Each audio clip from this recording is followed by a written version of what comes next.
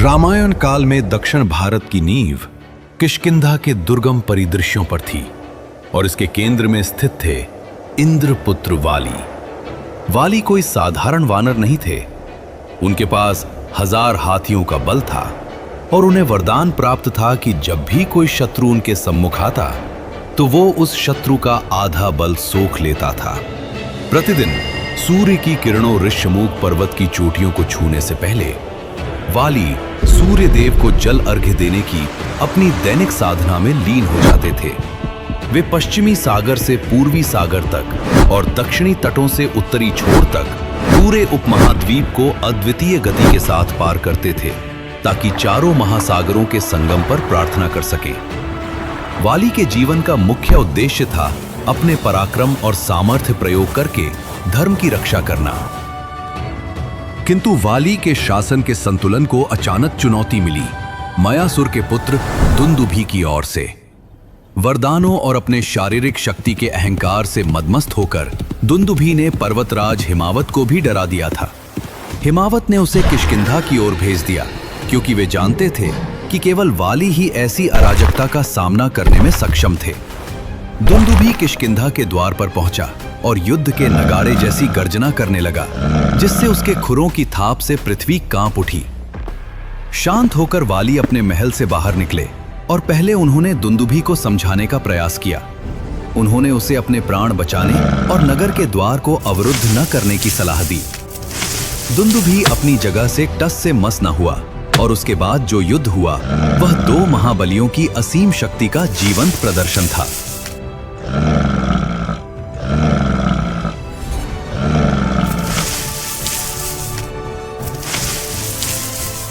अंत में अपनी सहज शक्ति का परिचय देते हुए वाली ने उसके शव को पकड़ा और 1 योजन की दूरी तक फेंक दिया।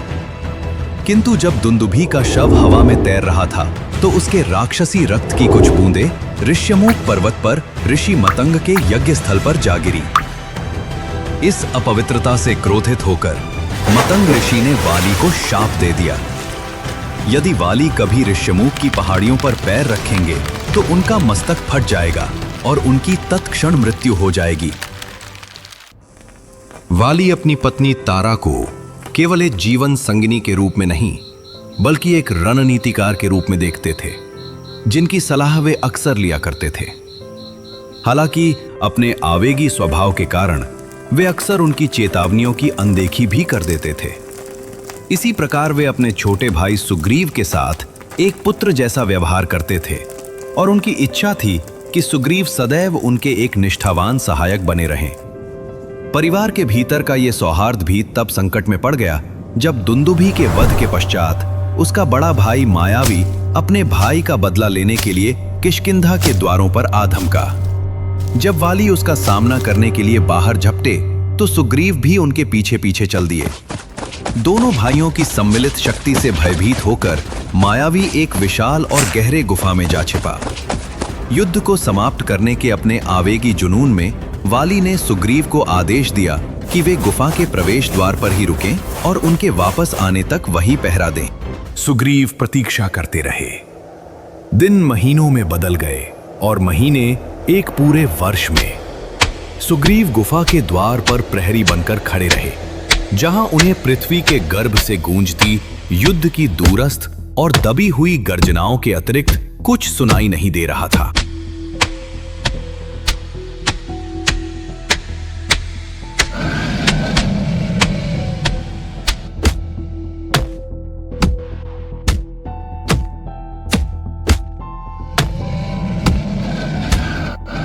अंततः जब गुफा के मुख से झागदार रक्त की एक मोटी धारा बहने लगी तो सुग्रीव को वैसी ही विजय हुंकार सुनाई दी जैसी उन्होंने उस असुर की समझी थी।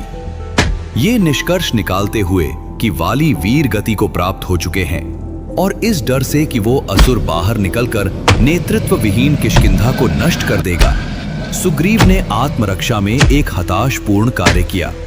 उन्होंने गुफा के मुख पर एक विशाल शिला रख दी, उसे पूरी तरह बंद कर दिया और शोक मनाते हुए नगर लौट आए।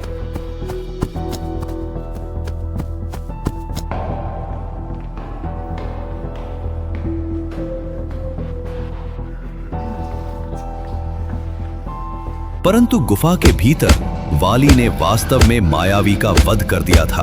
वो रक्त उस असुर का था और वे गर्जनाएं वाली की स्वयं की विजय घोषणाएं थीं।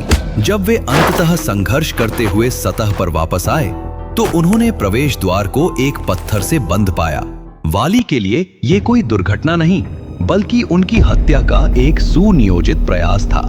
क्रोध और संदेह से जलते हुए वाली ने उस विशाल शिला को टुकड़ों टुकड़ों में चकनाचूर कर दिया और किष्किंधा की ओर वेग से प्रस्थान किया।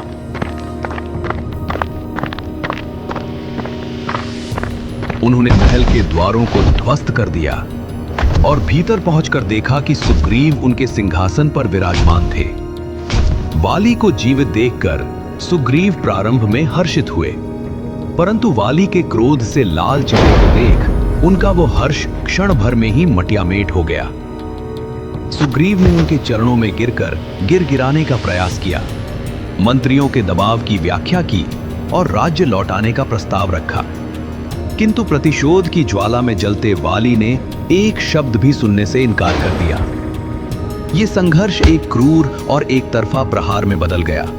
वाली ने अपनी वज्र के समान मुष्टिकाओं से सुग्रीव पर प्रहार किया और उन्हें नगर से खदेड़ते हुए घने वनों तक उनका पीछा किया। अंततः सुग्रीव उसी एकमात्र स्थान की ओर भागे जहां वाली नहीं जा सकते थे, ऋष्यमुख पर्वत। वह स्थान जो केवल ऋषि मतंग के शाप के कारण सुरक्षित था।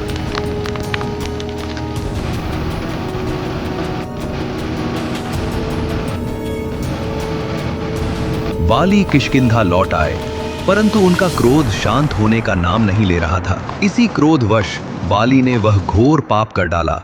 वाली ने सुग्रीव की पत्नी रूमा को बलपूर्वक छीन लिया और उन्हें अपने पास रख लिया। अपने भाई की पत्नी को इस प्रकार अपनाना पूर्णतः अधर्म माना गया, जिस पर माता सीता का अपहरण करने वाला रावण था। अब यह संघर्ष केवल एक पारिवारिक कलह नहीं रह गया था, ये एक ऐसा ब्रह्मांडीय असंतुलन बन चुका था जिसमें दैवीय हस्तक्षेप अनिवार्य था।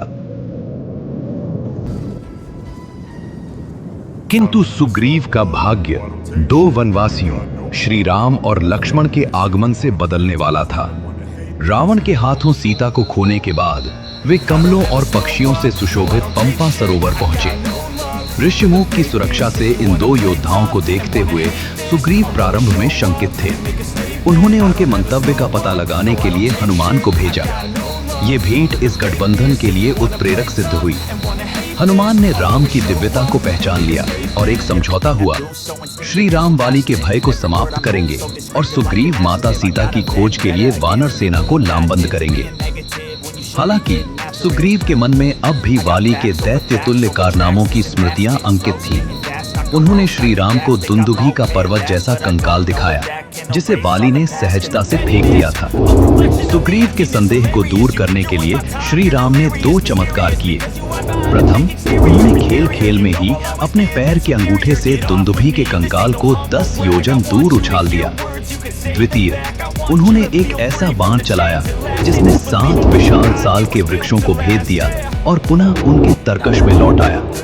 इससे यह स्थापित हो गया कि श्री राम के पास वह सटीकता और शक्ति थी जो वाली के पार्श्विक बल को परास्त कर सकती थी। हालांकि सबसे महत्वपूर्ण रणनीतिक निर्णय वाली को छिपकर मारने का था, क्योंकि वाली अपने प्रतिद्वंदी की आधी शक्ति सोख लेते थे। पहली बार जब सुग्रीव ने वाली को चुनौती दी तो योजना विफल हो गई। जब दोनों भाई गुत्थम गुत्था हुए तो उनके शरीर रक्त से लथपथ हो गए और श्री राम एक जैसे दिखने वाले भाइयों के बीच अंतर नहीं कर पाए। वाली के घूंसों से अधमरे होकर सुग्रीव वापस पर्वत की ओर भागे। अतः दूसरी मुठभेड़ से पहले राम ने सुग्रीव के गले में गज पुष्पी की माला डाल दी, जिससे वे भिन्न दिखने लगे। जब सुग्रीव दूसरी बार किष्किंधा के द्वार पर लौटे तो उनकी गर्जना भयानक थी। इसे सुनकर तारा को अनिष्ट का आभास हुआ। उन्होंने श्री राम और सुग्रीव की मित्रता की चर्चा करते हुए वाली से बाहर न जाने की विनती की, किंतु अपने अहंकार में फंसे वाली ने उनके भय को अनसुना कर दिया। वाली अत्यंत क्रोध के साथ बाहर झपटे। दोनों भाई पुनः आपस में भिड़ गए, लेकिन इस बार राम की दृष्टि वाली के वक्ष पर टिकी थी। जैसे ही वाली ने प्रहार के लिए मुक्का उठाया, श्री राम के बाण के रूप में आती एक सनसनाती प्रकाश पुंज ने उसे बीच में ही रोक दिया और वह सीधे वाली के हृदय में जा लगा। वाली गिरे, किंतु उनके प्राण तुरंत नहीं निकले। इंद्र के स्वर्ण पदक ने उन्हें तब तक थामे रखा जब तक वे धूल में विलीन नहीं हो गए। मरणासन्न अवस्था में वाली ने श्री राम के आचरण पर प्रश्न उठाए। उन्होंने छिपकर मारने वाले राजा की मर्यादा पर सवाल करते हुए इसे युद्ध के नियमों के विरुद्ध बताया। श्री राम ने धैर्यपूर्वक सामाजिक न्याय के उल्लंघन, विशेष रूप से रूमा को बलपूर्वक रखने को उनके वध का मुख्य कारण बताया।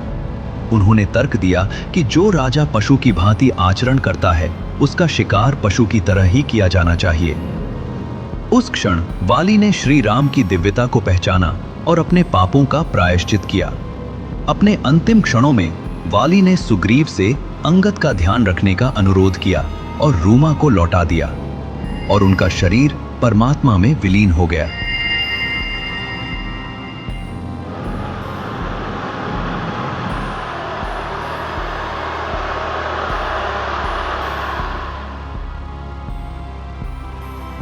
अगर आपको ये प्रस्तावना पसंद आई हो तो इसे अपने मित्रों के साथ साझा करें, और अगर आप ऐसी कोई कथा का प्रस्तावना देखना चाहते हैं तो हमें कमेंट्स में बताएं, और कृपया चैनल को सब्सक्राइब करना न भूलें।